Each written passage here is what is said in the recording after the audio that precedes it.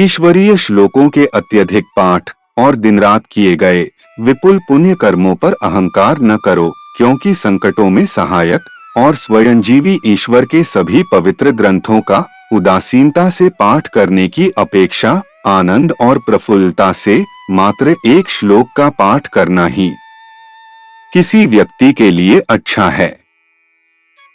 पवित्र श्लोकों का उतना ही पाठ करो कि तुम थकान का अनुभव न करने लगो।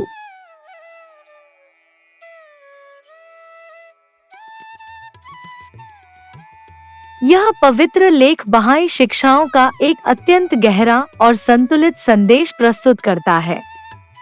इसका मुख्य भाव यह है कि आध्यात्मिकता केवल मात्रा में नहीं, बल्कि गुणवत्ता में निहित होती है।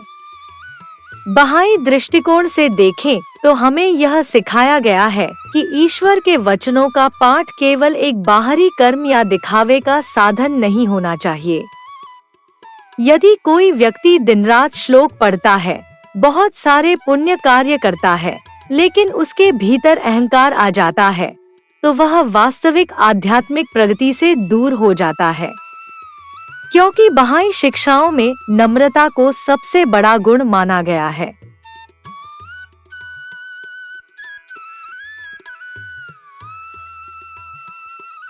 इस पवित्र लेख में यह भी बताया गया है कि ईश्वर के वचनों को उदासीनता से पढ़ने का कोई विशेष लाभ नहीं है।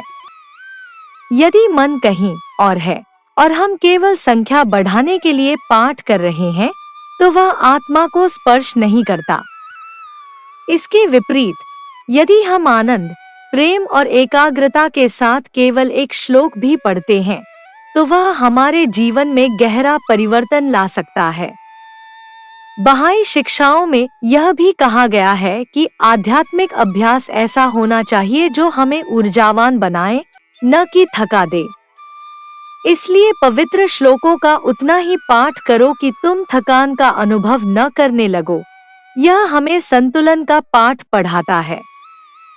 धर्म का उद्देश्य बोझ बनना नहीं, बल्कि आत्मा को प्रसन्न और प्रफुल्लित करना है। अंततः इस पवित्र लेख का सार यह है कि कम पढ़ो, लेकिन मन से पढ़ो।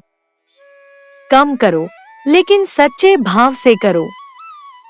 और सबसे महत्वपूर्ण, हर कार्य में नम्रता और ईश्वर के प्रति प्रेम बनाए रखो।